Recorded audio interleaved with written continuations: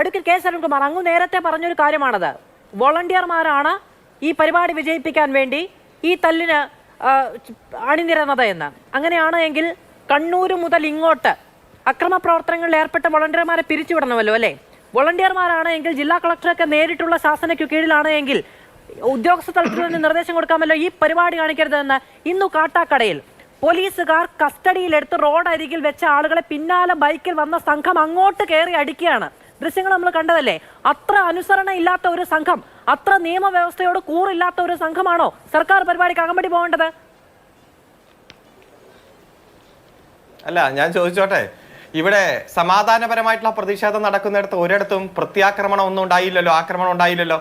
ഇപ്പൊ തൃശ്ശൂർ ജില്ലയിലും മലപ്പുറം ജില്ലയിലൊക്കെ പല സ്ഥലത്തും കരിങ്കൊടി കാണിച്ചു, ഒരു തരത്തിലും പ്രതിഷേധം ഉണ്ടായില്ല. ഇപ്പൊ എറണാകുളം ജില്ലയിൽ വന്നപ്പോൾ മുഖ്യമന്ത്രിയുടെ വാഹനത്തിനെതിരെ ഷൂ എറിഞ്ഞു, കല്ലെറിഞ്ഞു, ആ ഒരു സാഹചര്യം ഉണ്ടായി. അപ്പൊ ആക്രമണം ഉണ്ടായില്ലെങ്കിൽ പ്രത്യാക്രമണം ഉണ്ടാവില്ല. എല്ലാവരും ഗാന്ധിയൻ തിയറി അങ്ങനെ അരച്ചു കലക്കി കുടിക്കുന്നവരല്ലല്ലോ മാധു.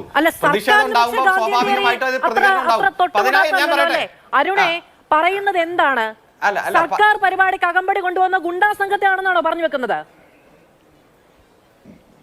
അല്ലല്ല, ഞാൻ പറയട്ടെ, പതിനായിരക്കണക്കിന് ആളുകൾ പങ്കെടുക്കുന്ന പരിപാടി, അതുപോലെ തന്നെ ആയിരങ്ങൾ ഞാൻ പറയട്ടെ ആയിരങ്ങൾ ഒഴുകിയെത്തുന്ന പരിപാടിയെ അശ്ലീല സദസ് എന്ന് പറഞ്ഞ്, അല്ലല്ല ഞാൻ പറയട്ടെ അശ്ലീല സദസ് എന്ന് പറഞ്ഞ് അത് ഞങ്ങൾ പ്രതിപക്ഷ നേതാവിന്റെ ഞാൻ പറയട്ടെ മിസ്റ്റർ, അല്ല ഞാൻ പറയട്ടെ മിസ്റ്റർ, അല്ല നിങ്ങൾ ഗുണ്ടാ സംഘത്തിന് ഞാൻ പറയട്ടെ മിസ്റ്റർ, നിങ്ങൾ പറഞ്ഞത് പോലീസിനെ കൊണ്ട് മുഖ്യമന്ത്രി കഴിവുകെട്ടവനാണ്, അല്ല മിസ്റ്റർ സന്ദീപ് വാര്യർ, അല്ല ഞാൻ പറയുന്ന ഓരോ വാക്കിനും എനിക്ക് ഉത്തരവാദിത്വമുണ്ട്. ധൈര്യമായിട്ടിരുന്നോ, ഞാൻ പറഞ്ഞോളാം.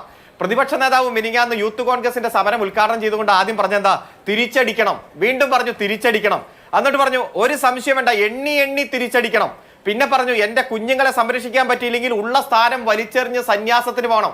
ആരാ ഈ കുഞ്ഞുങ്ങൾ എന്നൊക്കെ നമുക്കറിയാലോ. കുറച്ച് നാളായിട്ട് യൂത്ത് കോൺഗ്രസിന്റെ തെരഞ്ഞെടുപ്പ് കഴിഞ്ഞപ്പോഴും അതിന് മുൻപും പിന്നീടും ഉണ്ടായിട്ടുള്ള സാഹചര്യങ്ങൾ നമുക്കറിയാം. പച്ചയായി വന്ന് കലാപം നടത്തുകയാണ്. മുട്ടയ്ക്കുള്ളിൽ മുളക് പൊടി നിറച്ച് നിരവധി മുട്ടകളുമായി KSUവിന്റെ നേതാക്കന്മാർ ക്യാമ്പസിൽ നിന്ന് വരിക. എവിടെന്നാ അവർ വരുന്നത്? പോലീസിനെതിരെ എറിയുകയാണ്. പട്ടികയിൽ കൃത്യമായിട്ട് ആണിയടിച്ച് പോലീസിനെ ആക്രമിക്കുക, ഷീൽഡ് മേടിച്ച് ചവിട്ടിയടിച്ച് ഒടിച്ചു കളയുക. എന്നിട്ട് അങ്ങനെയൊക്കെ വരുമ്പോ പ്രത്യാക്രമണം ഉണ്ടാകുമ്പോൾ അത് വലിയ പ്രശ്നം. ആക്രമണം പ്രശ്നമല്ല, പ്രത്യാക്രമണമാണ് പ്രശ്നം. ഇവിടെ ആയിരക്കണക്കിന് പതിനായിരക്കണക്കിന് ആളുകൾ വരുമ്പോൾ പട്ടികയിൽ ആണിയടിച്ചാൽ കേരള പോലീസിന് ചെറുക്കാൻ കഴിയില്ല. അങ്ങ് നേരത്തെയും പറഞ്ഞു പോലീസിന് പറ്റുന്നത് പോലെ അവർ ചെറുക്കും, ബാക്കിയുള്ള ആക്രമണം ഉണ്ടാകുമെന്ന്. ഞാൻ ചോദിക്കുന്ന കേരള പോലീസ് അത്ര കഴിവ് കെട്ടവരാണോ എന്ന സന്ദീപ് വാര്യരുടെ ചോദ്യത്തെ അങ്ങ് സാധൂകരിക്കുകയാണോ? DYFIക്കാർ വെഞ്ഞാറമൂട് പോലീസ് സ്റ്റേഷനിൽ കയറി അടിച്ചപ്പോ ഈ പോലീസ് എന്തിനാണ് അവിടെ ഉണ്ടായിരുന്നത്? എനിക്ക് അറിയാൻ പാടില്ലാണ്ട് ചോദിക്കുകയാണ്. ഒരു പോലീസ് സ്റ്റേഷനെ നിയമവ്യവസ്ഥ ഇവിടെ തൊപ്പി വെച്ച് നിൽക്കുന്ന മനുഷ്യരെ ഇത്രയ്ക്ക് വിലയില്ലാതെ പോയോ കേരളത്തിൽ? പക്ഷേ ഈ ഇന്ത്യയിൽ തന്നെ ഏറ്റവും മികച്ച നിയമവ്യവസ്ഥയുള്ള അല്ലെങ്കിൽ ക്രമസമാധാന പരിപാലനമുള്ള സംസ്ഥാനത്തിനുള്ള അവാർഡ് തന്നത് സന്ദീപ് വാര്യരുടെ പാർട്ടി കേന്ദ്രം ഭരിക്കുമ്പോൾ അവർ തന്നെയാണ്. നമുക്കറിയാം, നിരവധി തവണ ആ അവാർഡ് നമുക്ക് തന്നിട്ടുണ്ട്.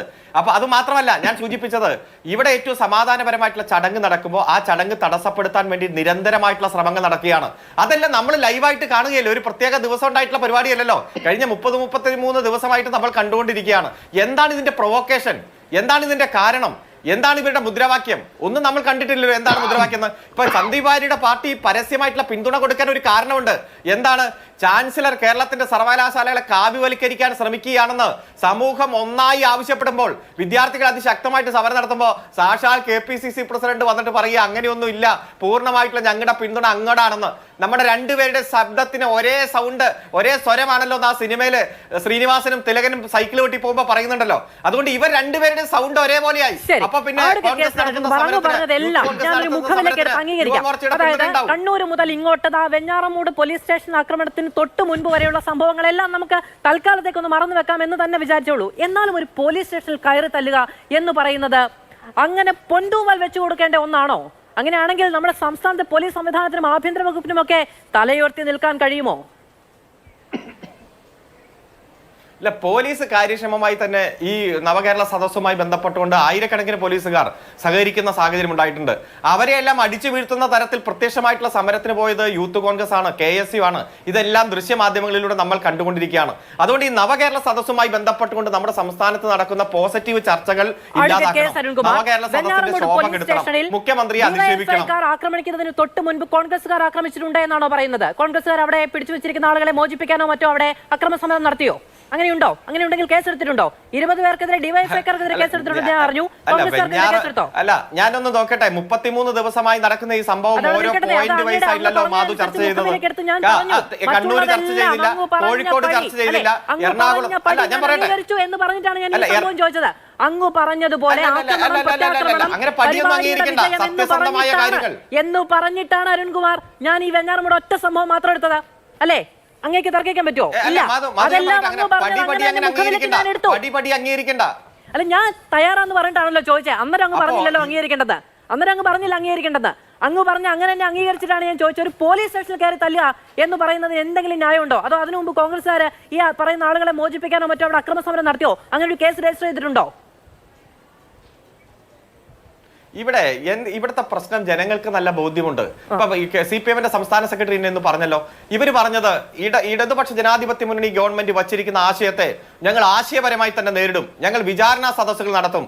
പ്രതിപക്ഷ നേതാവിന്റെ മണ്ഡലത്തിൽ ഒരു 100 പേരെ തികച്ചിരുത്താൻ കഴിയാത്ത പാർട്ടിയായി കോൺഗ്രസ് അധംപതിച്ചത് ഞങ്ങളുടെ കുഴപ്പം കൊണ്ടാണോ? നിങ്ങളും മാധ്യമങ്ങൾ നടക്കുന്നുണ്ടല്ലോ ക്യാമറയുമായിട്ട്. ഏതെങ്കിലും ഒരു വിചാരണാ സദസ്സിന്റെ ഒരു ദൃശ്യം നിങ്ങൾ ഇതുവരെ കാണിച്ചോ?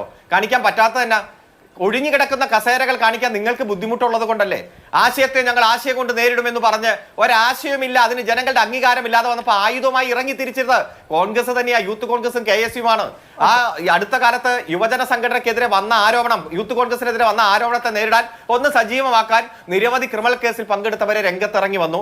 അതിപ്പോ നാളെ നവകേരള സദസ്സ് സമാപിക്കും. അതോടുകൂടി അത് അവരുടെ പ്രതിഷേധവും നിർന്നു പോകും. അതുപോലെ വിചാരണ സദസ്സിൽ ആളുകളില്ല.